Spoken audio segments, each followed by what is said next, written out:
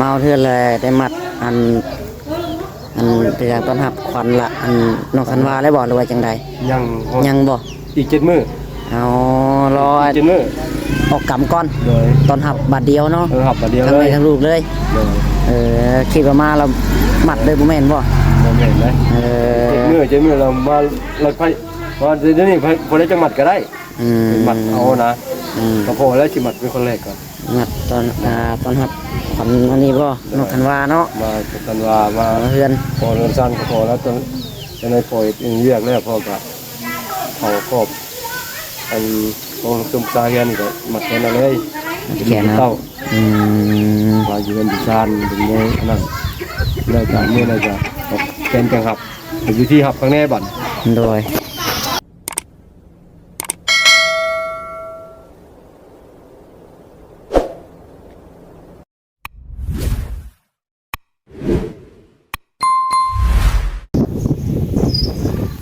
ไปบัดนี้ส่วนน้องทันว่ากลับบ้านนะบัดนี้เนาะ กลับมือเฮือนได้พี่น้องกับบัด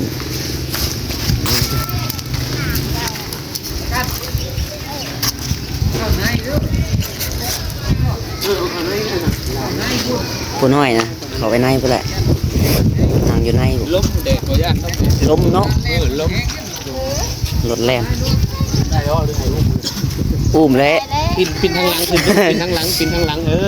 จังให้พี่ขึ้นลงขึ้นปินหลังปินหลังเจ็บเหรอเรียนเชฟตั้งในลูกให้ติดไม่ได้คอยนั่งทานข้าวทานข้าวบ้านคอยทานนะได้เหรอ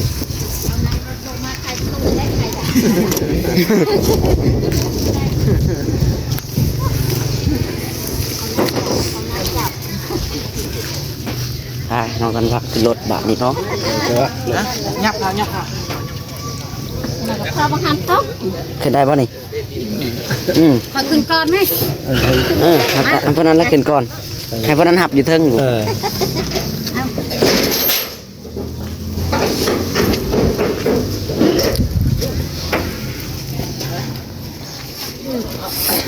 ยังบอกจะให้เจ้าครับคนละคันเด้อแม่นคันนี้ขี่รถจักรพี่น้องเลยท่าน้องหลานเนาะลุงโคเค้งไปวันนี้เดียวขอโตเมื่อได้พี่น้องเนี่ยไปพบพ่อกันพุ่นแหละอยู่เฮือนน้องหลานขออนุญาตขับรถจักรเมื่อได้พี่น้องวันนี้รถจักรน้องหลานก็ยังอยู่ในคอกันอยู่เนาะเอาวันนี้กันไปพ่อกันอยู่เฮือนพี่น้องเลยเอาพี่น้องในวันนี้เอาเฮือนแล้วบาทนี่เนาะเท่าหอดเทือนมาเรือนหอดชานแล้วเด้อบาทนี่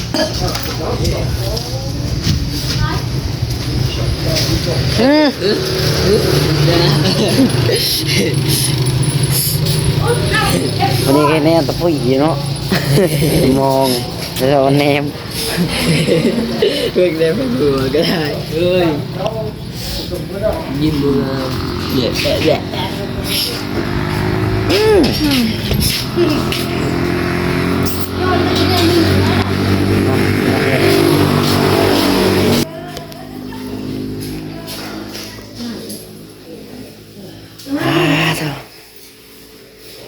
เอาที่นอนมาทำไมครับเอาวันมาเทิงเงินวันไพ่ลูกเร็วอะไร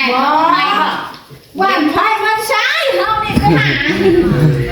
วันนี้ว่าไปไงเขาจะนอนไปจังหัวที่ถังดังยาก็เนาะไม่ค่อยนั่งเลยเดินให้น้องเนี่ยดอกมันจะต้องเอามันผ่านไม่จะผ่านมือน้าชิบแดงไหมจะไม่ผ่านแล้วนะผ่านไม่จ่ายสักอะไรเลย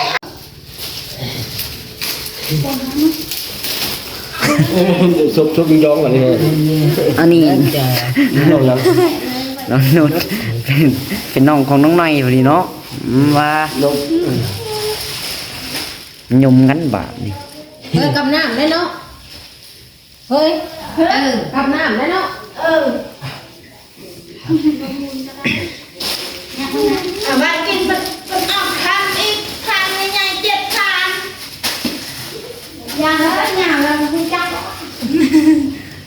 เคยอยู่เย็นอยู่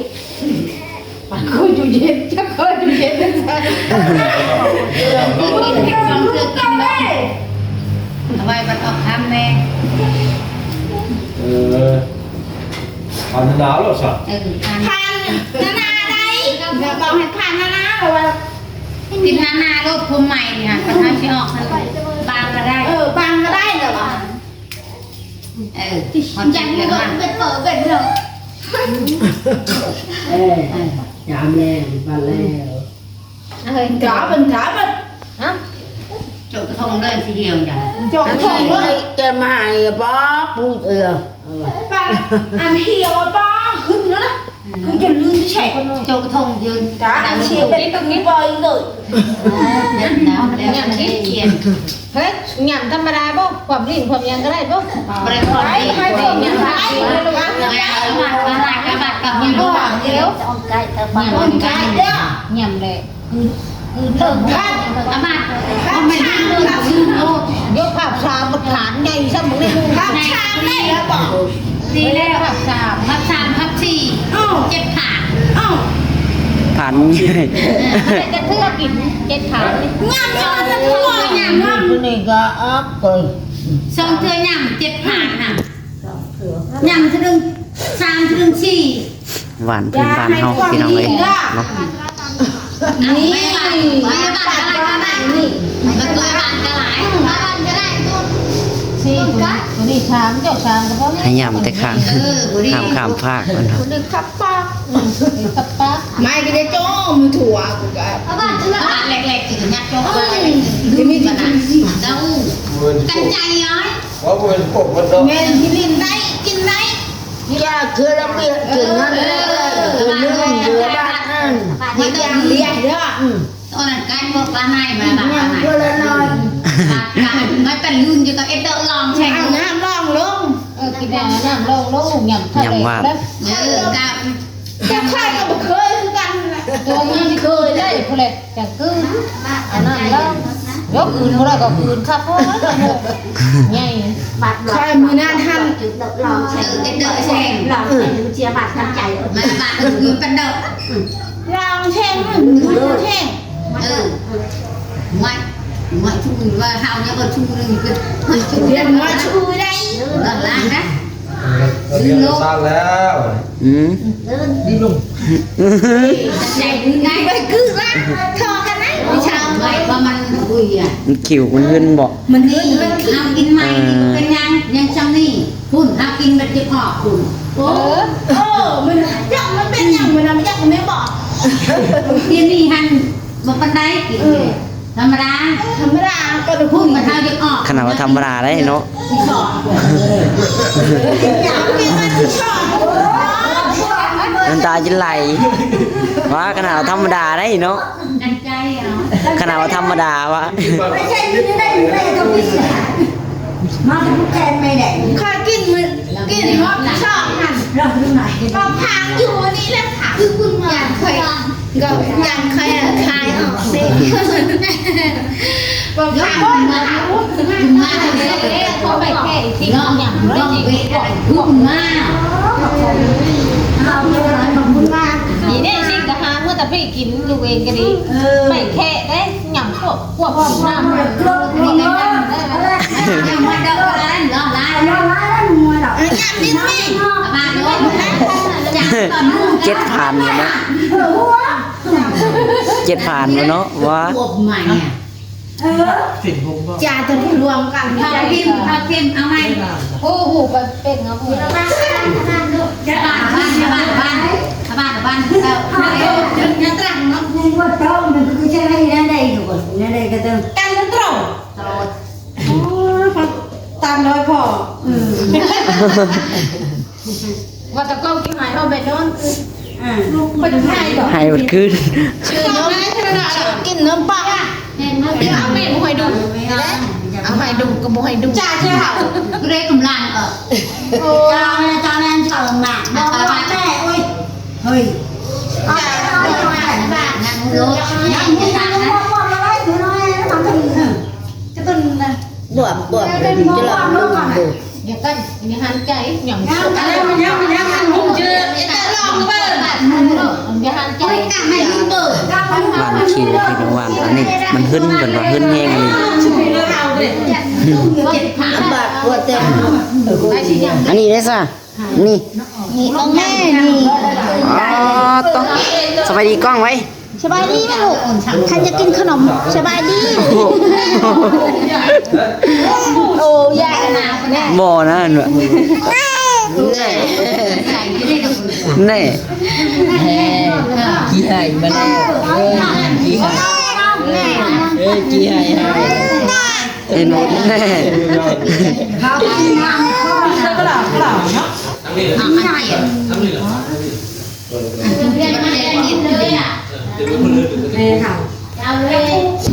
ขนาดนางอยู่ยังมีกลิ่น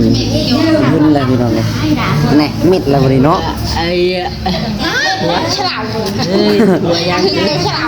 ยังไงจะมูหยอกเนาะ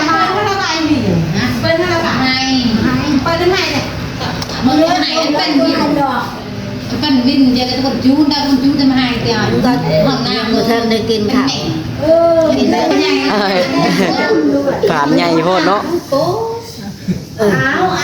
anh lô tôi than phu cái lơ cháu ơi Không ê tớ thấy hai cái tạ ông đi đấy. Không mua bao phản hai ông đi đấy. phải phan phu lô Ra đó tôi mà hai tông chặt đi không hay lắm. ที่ร้านหนังở tại ôi con nhà xe đi điện เป็นคนไปพูดล้นหย่อง anh là đi coi nhồi hai tí vùng bên con những con quý chúng ta chẳng nên cái lại hình cơ mà ไปมันลุยอยู่ người ta phen nó chủ ตาไปเห็นมือมันกึ่งอยู่เนาะ thì họcกันใจ tôi vui nó phải là nè ngày kia phải ตึกติจานให้ให้มาเตาคุยแล้ว มาแม่ไปป้าอยู่ด้วยไปเฮ็ดบนแอบอาบน้ำมันลมเลยเนาะอยู่อยู่กำเย็นพี่น้องเลยเนาะเขาเจ้าได้ให้กินหวานก็จะมันน้องมี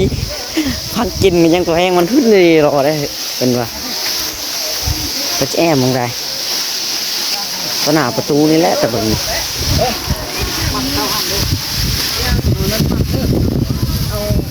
เสริมประตูนี่แหละเนาะ ทางนี่มีทางมั้ยว่าทางก็ได้ขอสุดฟังโอ้มาเลยมาเห็นตัวกัน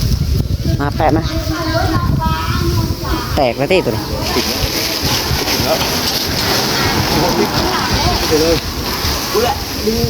พี่ดำช่วยกันช่วยกันหลายคน หมอนี่เอามานี่ก็ได้นะพวกมานี่ แอมบนอำนาจในสุดเฮ็ดแล้วแปะมาถึงบอก ยัดตู้ไหนนะแปะ เขาไปในระดับ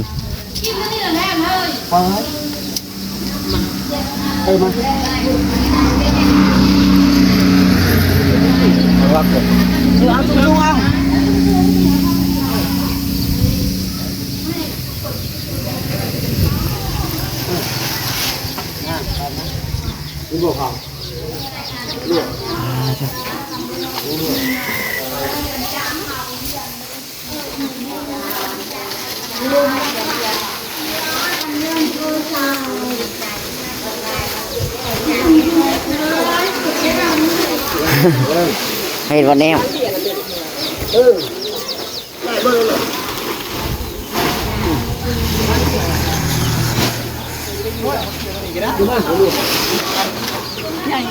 นี่แล้วนี่มามาเอานี่เลยมาจะเจ็บหมังอ่ะ น้องเดี๋ยวเต็งก็ได้หรือตีนนะน้องเดี๋ยวเต็งเอาก้อนบล็อกเต็งก็ได้คนปิดนี่เต็งตีนมันน่ะอีเต็งว่าเล็กกระปูตัวนี้นั่นนี่ให้มันเล็กกระปูตัวนี้มันต้องพูดถูกเป็นยังไงนี่เมียมอยหมดอ่ะ เอาลังเบียร์เนี่ย เอาลังเบียร์มาล้างนึง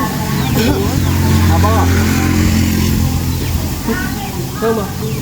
ถึงไม่ต้องเอาอะไร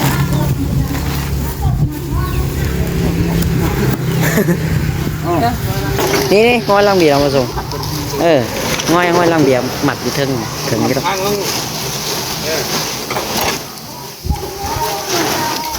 เนี่ยจะอะไรมันยังไม่ได้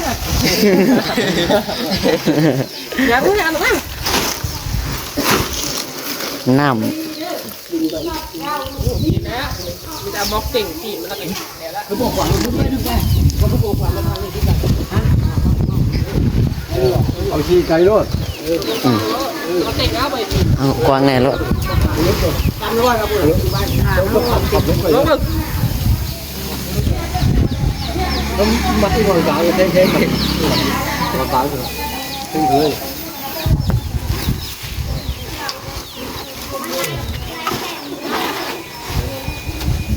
มันคือใช้จานอยู่นะมันคือใช้จานเนี่ยมันจะรับดีจานเลยวันนี้นะจะเทียบวันนี้นะได้เบียร์มาเลยฮะเบียร์มาเบียร์บ่ ล่างเบียร์แหละเอาไปรถ ต้องในหากับทางตัวต่ำแล้วจะสักซ้ำมาบอก เขาบอกว่าเห็นมานานเห็น แต่ว่ามันรุ่นก้นจานหมดแล้ว มาเสร็จทุกคน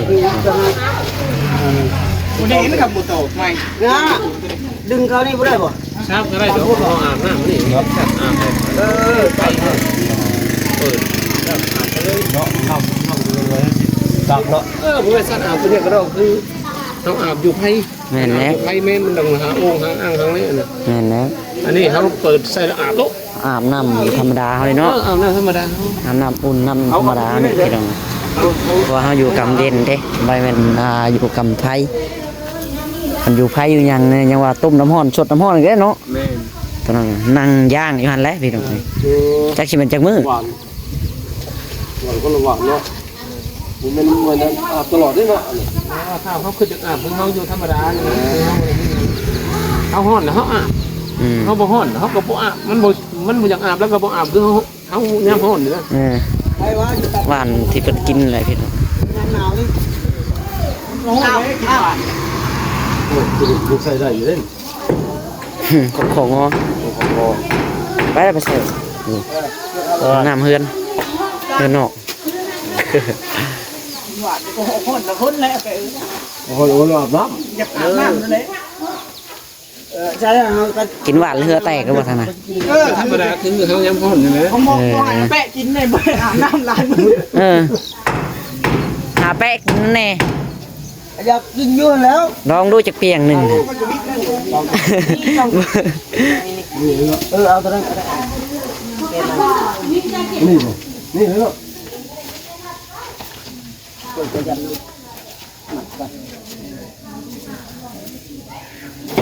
งการพ่อของไทยมันปวดชาพางอย่างนั้นไปจ่อยเป็นไรเบะเฮาเป็นไร ปล่อยเลยนะ ปล่อยแบบเศร้าเลย โอ้คือปล่อยเศร้าเนี่ย บ่ปล่อยจะแม่เฮาแหละ เป็นหลับเป็นปล่อยเป็นหลับยังน้อยอยู่กว่ามันเขาปล่อยเลยเด็กก่อน มันน้อยเลยไปบ่ไปนั้นบ่ได้ดอกแบน้องล่ะ มันเด็กกล้ามันหันก่อนเนาะ นี่ก็ได้แล้วว่าลูก เพื่อมันสิย่างแข็งๆเนาะ 11 โมงคุณปล่อย โดดคอจึก มันไปไกลปล่อยแต่เช้าอะแบบ บ่อย ไปมันบ่ได้จักมาลีเด้อ ลองเบิ่งมานี่ฮะอาบลองเบิ่งมานี่บ่ว่านี่เฮาก็อาบ เจ้าแล้วขาว เจ้าได้อาบคนอาบเลยได้ แม่นบ่อาบอ่ะเนาะ โอ้ ได้กิ้วชอบมาแล้วทำไงอ่ะ ใจ เราต่อยมาแล้วนี่ มีหลายได้บ่ ไปได้ไป เอาเลยในเตียงอยู่บนมีให้นี่ผู้ใดจะขึ้นกว่ากัน แรงเอาดิเตียงเงินแรง ว่าเอาอยู่เตียงนี่ก่อน ยืนไพ่บ่การพนันมาเพียบกันเนาะ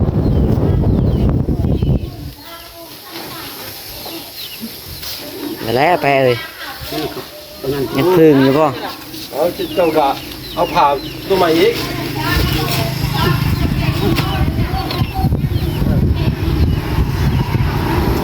บายจุกเอ้ยเวลาอาบน้ำกันนี่ เปิดชายางมาโลด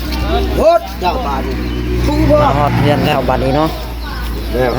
อยู่แบบสมุนไพร เห็นนั่น FC เพิ่นเม่นมาอยู่พี่น้องเพิ่นถามเนาะว่ามาเอาเทือนเลยได้มัดอันเป็นอย่างต้อนรับขวัญละอันน้องคันวาได้บ่หรือว่าจังใด ยัง ยังบ่ อีก7มื้อ เอารอ 7มื้อ ออกกำก่อน โดย ตอนหับบัดเดียวเนาะ หับมาเดียว ทั้ง เล แม่ ย ทั้งลูกเลย โดย คิดว่ามาเรามัดเลยบ่แม่นบ่ บ่แม่นเลย เออ 7มื้อเรามาเราไปว่าเดี๋ยวนี้พอได้จังหวัดก็ได้ หมัดเอานะ ก็พอแล้วสิหมัดเป็นคนแรกก่อน มัดตอนหับขวัญอันนี้บ่น้องคันวาเนาะ มากันว่ามา มาเฮือน พอเงินสั้นก็พอแล้วตอนในปล่อยเรียกแล้วพอกับเขาครอบอันโตตุ่มซาเฮียนก็หมัดแค่นั้นเลย แขนนะ เต้า อืม ว่าอยู่กันดิซานเป็นไงนั่นแล้วจากเมื่อไรจะเป็นจังครับอยู่ที่หับข้างแน่บั่น โดยอันนี้ก็หับอันนี้ก่อนเนาะแล้วออกกำแล้วก่อนเนาะออกกำ7มื้อพี่น้อง7มื้อบ่ วันพุธหนา 7มื้อเนาะอาทิศหน้าเนาะ วันเป็นวันพุธหนาคนแหละ พุธหน้าอีก วันนี้ว่าวันพุธบ่มื้อ จังหวะ นั่นแหละ แม่นแน่วันพุธมื้อ วันพุธก็แม่นพุธหนาเลยแม่นได้บัด ด้วยเอาสวัสดีน้องเนาะโตมีแต่ว่าเนาะเห็นพี่เพิ่นเว้นมาถามอยู่หรอกอันนี้ก็น้องหลาก็ยังบ่ฮู้คือกันพี่น้องเอ้ยว่าทางผู้หลักผู้ใหญ่เพิ่นเทไปใดนั่นแหละจังถามทางพ่อพี่น้องถ้าว่ามันนั่นก็นี่แหละพี่น้องเพราะว่าเดี๋ยวแล้วเรื่องงานแล้วก็สิมัดแขนเอาเนาะเอาพี่น้องเอ้ย